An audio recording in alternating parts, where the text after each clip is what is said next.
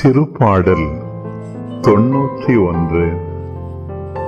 உன்னதரின் பாதுகாப்பில் வாழ்பவர், எல்லாம் வல்லவரின் நிழலில் தங்கியிருப்பவர் ஆண்டவரை நோக்கி, நீரே என் புகலிடம், என் அரண், நான் நம்பியிருக்கும் இறைவன் என்று உரைப்பார்.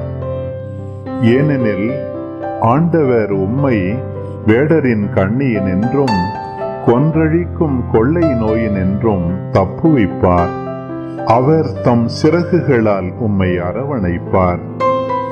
அவர் தம் இறக்கைகளின் கீழ் நீர் புகலிடம் காண்பீர். அவரது உண்மையே கேடயமும் கவசமுமாகும். இரவின் திகிலுக்கும் பகலில் பாய்ந்து வரும் அம்புக்கும் நீர் அஞ்ச மாட்டீர். இருளில் உலவும் கொள்ளை நோய்க்கும் நண்பகலில் தாக்கும் கொடிய வாதைக்கும் நீர் அஞ்ச மாட்டீர். உம் பக்கம் 1000 பேர் வீழ்ந்தாலும், உம் வலப்புறம் 10,000 பேர் தாக்கினாலும் எதுவும் உம்மை அணுகாது. பொல்லார்க்கு கிடைக்கும் தண்டனையை நீரே பார்ப்பீர். உம் கண்ணாலேயே நீர் காண்பீர். ஆண்டவரை உம் புகலிடமாய் கொண்டீர். உன்னதரை உம் உறைவிடமாக்கிக் கொண்டீர். ஆகவே தீங்கு உமக்கு நேரிடாது. வாதை உம் கூடாரத்தை நெருங்காது. நீர் செல்லும் இடமெல்லாம் உம்மை காக்கும்படி தம் தூதர்க்கு அவர் கட்டளையிடுவார்.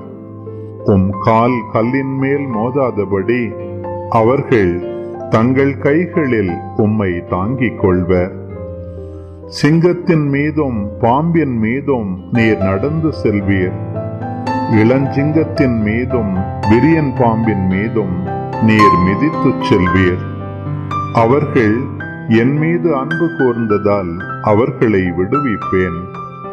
அவர்கள் என் பெயரை அறிந்துள்ளதால் அவர்களை பாதுகாப்பேன். அவர்கள் என்னை நோக்கி மன்றாடும் போது அவர்களுக்கு பதிலளிப்பேன். அவர்களது துன்பத்தில் அவர்களோடு இருப்பேன். அவர்களை தப்புவித்து அவர்களை பெருமைப்படுத்துவேன். நீடிய ஆயுளால் அவர்களுக்கு நிறைவளிப்பேன். என் மீட்பை அவர்களுக்கு வெளிப்படுத்துவேன்.